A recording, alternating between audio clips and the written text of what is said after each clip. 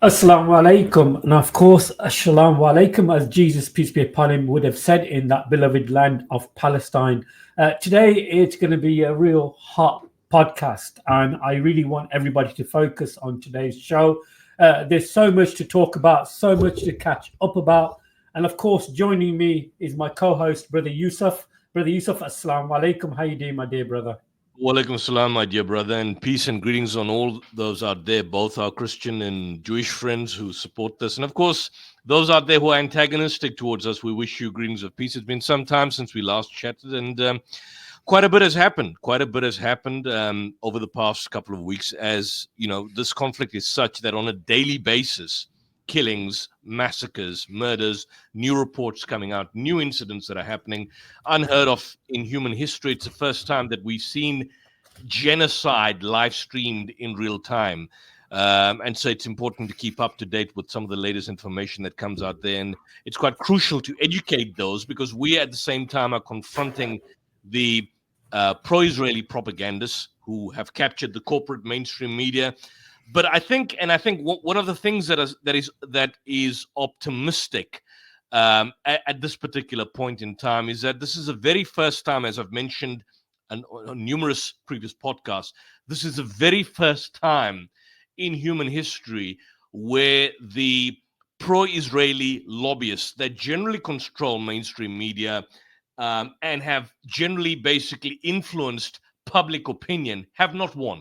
From a propagandist point of view, the Israeli, the pro-Zionist entity has totally lost because the world has now seen, and Israel essentially has become basically a pariah in the entire world. And so, when you have a situation, about a month or so ago, where Amnesty International, for example, welcomed the report of this phenomenal tour de force, who I would call this Boudicca, this UN Special Rapporteur, Francesca Albanese, who we hopefully wish to get on this program sometime in the future.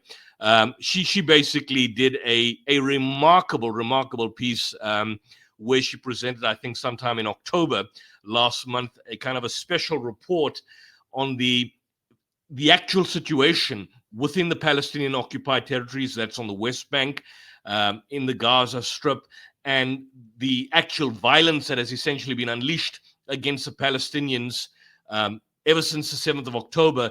The way she systematically unpacks it, in the sense that what we are seeing is part and parcel of a long-term, intentional, systematic, state-organized, forced displacement and replacement of the Palestinians. And of course, the trajectory risks that are basically causing this kind of irreparable prejudice to the very existence of the Palestinian people. That's now in the public. That's open. It's so devastating that I haven't seen a report. I mean, I go back to the Goldstone report, which Judge Richard Goldstone in 2010, he overturned. He then backtracked. I haven't seen something more devastating. I think one thing I may add also, which maybe people are not aware of, or some may not know, is that if you recall in the beginning of this year, we had a situation where the South African government, by a remarkable legal team, two of whom were my personal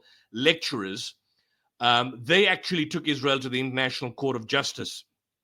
And they had, we discussed at length the 96-page application, which we discussed in the program.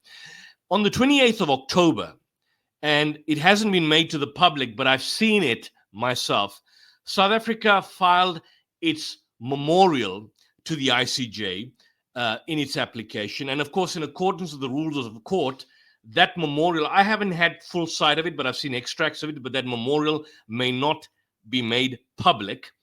And the memorial, that's basically what it's called. It's the name of the document that is recording the main case of South Africa against Israel, contains evidence which shows how the government of Israel has violated the Genocide Convention by, of course, promoting the destruction of the Palestinians. The one remarkable thing about this is that that memorial itself is 750 pages. And that document is supported by exhibits and annexes of over 4,500 pages. That's a memorial. That's South Africa's memorial. That's a reminder to the global community to remember the Palestinian people, to stand in solidarity with them against this kind of catastrophe. And I don't think, in line of what we saw in February, when we saw this kind of pathetic response by the Israeli legal team when they attempted to refute and rebut the averments made by the South African government in its devastating presentation to the ICJ, I don't think that the Israeli government or the Israeli regime, that this illegitimate regime can muster up a legal team that can provide that kind of rebuttal or refutation against this inherently devastating analysis. I'll try and probably during the course of the stream post the pics and the images of that. But I was gobsmacked that the 4,000-page exhibits and annexes, it filled the back of a bakkie, a little kumbi. That's how much you had. And it was accompanied by the main primary text document, which is called the memorial, which is the systematic evidence that is being presented in order to justify and prove its case of genocide to the ICJ, which the ICJ has already agreed to as the fact that the South African government has had made out a plausible case. They've established a prima facie case. So that's something that the South African government has done. Kudos to them. I'm not a supporter of the ANC government, but the legal team has been second to none. And if there's one thing that the South African government has done in 30 years since democracy, take into account our failings and our dislocation and dysfunctionality as a nation on other levels and in aspects of corruption, this would be one thing. This would be one thing that I would give them credit with. And to a certain extent, even the ordinary critics of the South African government have been somewhat measured in their general critique against the ANC since this bold step that has been taken and adopted by South Africa. So let's basically hope that that momentum continues. Because you are aware that we've had our new elections as a government of national unity, where the ANC has merged with the official opposition called the Democratic Alliance, which has historically been kind of on the fence, but has had a number of pro-Israeli supporters within the auspices of the Democratic Alliance. It's the kind of equivalent, I would say, of something like your Labour Party, with all the frills and fancies, but they're still somehow the other supportive, at the very least, of the Israeli regime. So they've merged with the ANC government. So let's just see how the outcome goes.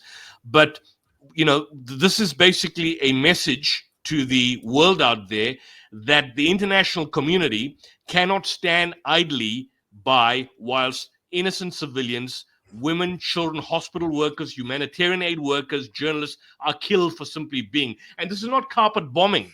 This is not just simply carpet bombing or strikes. We've now seen, as we've shown over the several months, where they are shot dead in the head, systematically targeted. We've had reports, we've shown doctors, we've had witnesses confirming that. So it's a deliberate, systematic mass murder, deliberate, intentional, not accidental killing, not even collateral damage. They're not even making any qualms about it. If you recall the very first time we discussed, you and I, Mohammed, the Al Ahliya hospital bombing, there was a massive global outrage, and Israel attempted to suggest that, look, this may have been a Hezbollah rocket, and we would never target a hospital. Well, look at them now. How many hospitals they have targeted, and they don't even make a shame about it. They're no longer ashamed. They've reached a level of such impunity that the scoundrel nation, the systematic nation of illegitimates, are no longer ashamed of the fact that they are continuously shredding international law, imperiled the institutions of global governments that were, established to hold these states accountable. And the powers that be, your government, your corrupt government, and the United States and other countries in Europe, simply go about and allow it to continue its apartheid and settler colonialism. Absolutely. Yusuf, we have to really get our guest speaker on. Indeed, we've got a very special individual joining us, somebody who's very senior within the Workers' Party of Britain. He's backstage. I'll be adding him onto the main stage now. Welcome to the show. Oops, he's just dropped out. Hopefully his battery should be okay. Hopefully he'll be back, but the special guest should be joining us hopefully soon. Walaikum salam to so many people already in the chat. Really appreciate that. Not a problem, Yusuf. I just seen the message. But we have got a live poll. As you can see, the question is: will Trump stop the war in Gaza? So far, 15 people have voted. 13% have said yes. 87% have said no. Haz is back. Haz, I'll be adding you onto the screen now. Welcome back. Thank you for joining us, Haz. Just briefly introduce yourself and did you hear what Brother Yusuf just mentioned, or anything that you also would like to add? Feel free to speak. I just want to say that, first of all, Yusuf has set the stage very nicely for everything that's happening in Gaza, specifically the targeting of individuals because they're either medical staff or they are journalists or anything that is there to report and help people is being systematically destroyed by this government of Israel. The Israeli security forces have been unable to shut down Hamas, and because they're unable to do that, they're trying to shut down. Mike is muted. Can you hear me? You can hear me. Okay. So the journalists are giving the truth out of Gaza, and the truth coming out of Gaza is that that atrocity after atrocity is taking place, and also they're killing people who are the Israeli soldiers. So this, because the IDF before this conflict had this veneer of superiority and power and is able to do whatever it wants. They've won so many wars. They may have done that in the 60s and 70s, but this IDF is not that IDF. And yesterday, for instance, in northern Gaza, 4 of them were killed. Four IDF soldiers were killed. And they don't want people reporting. So what they're doing is, and what they're doing in Lebanon is, they are systematically killing as many journalists as they can. More journalists have died in this conflict in 402 days than in any other conflict in the history of time, in the history of mankind. So this is the Israel's, that's the medal that they can pin to their chest, that they killed journalists. The amount of doctors they've abducted and murdered, the amount of nurses and fire the fire brigade people, the civil service, the ones who go to get people out the rubble, they're intentionally targeting those people. Nurses are getting killed, doctors are getting taken away and killed and tortured or released in so badly messed up physically that it's sickening to look at the picture of them before and after. That's what Israel is doing. It's not a sane society. I would suggest that they're a psychopathic society, and they're a society that needs to come to an end in the sense that it can't carry on being the way it is. It's not normal. It's not normal human behavior to take pleasure in the killing of children. There was a study that was done where they worked out that the majority of the between the age of 5 and 9, so 5-year-old to 9-year-old is the target audience for killing children. Now, why would you do that? Why would you pick that age group? Because you don't care. You're not making any kind of effort. And we know that they can do precision bombing. We know that they took out the martyr Ismail Haniyeh with one missile through one window.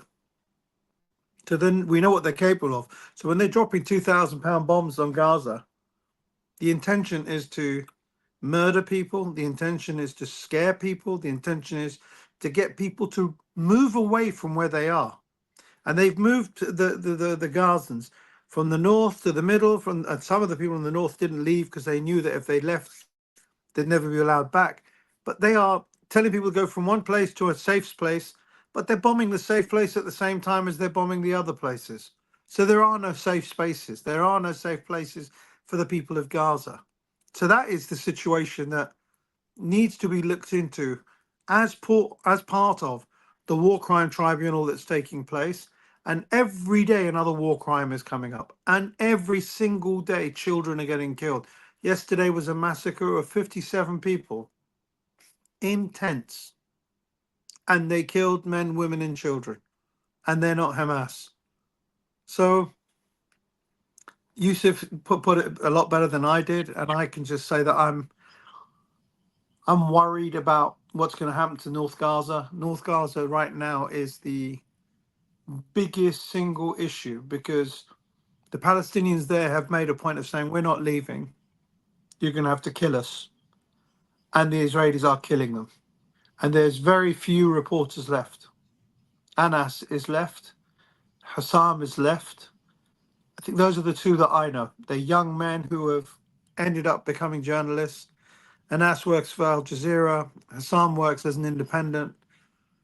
And you know, Hassam, not 2 days ago, 3 days ago, had to bury 11 of his cousins. 11 of his own cousins he had to bury. He saw his aunt who didn't know what had happened, and he had to stay strong for her while seeing that it was the people that were killed were his own family, his own direct cousins. And then their mother, the mother of 11 children who've all been killed, is sitting there. That's her life, hitting herself on her head. That's the existence she's got left. We live in a very cruel world when my government, the British government, which is not a government that I support, is absolutely complicit with everything that's going on. They've done nothing but give political cover, financial cover, military cover to the genociders. We are stained with the souls of every person that's dead over there as the British people.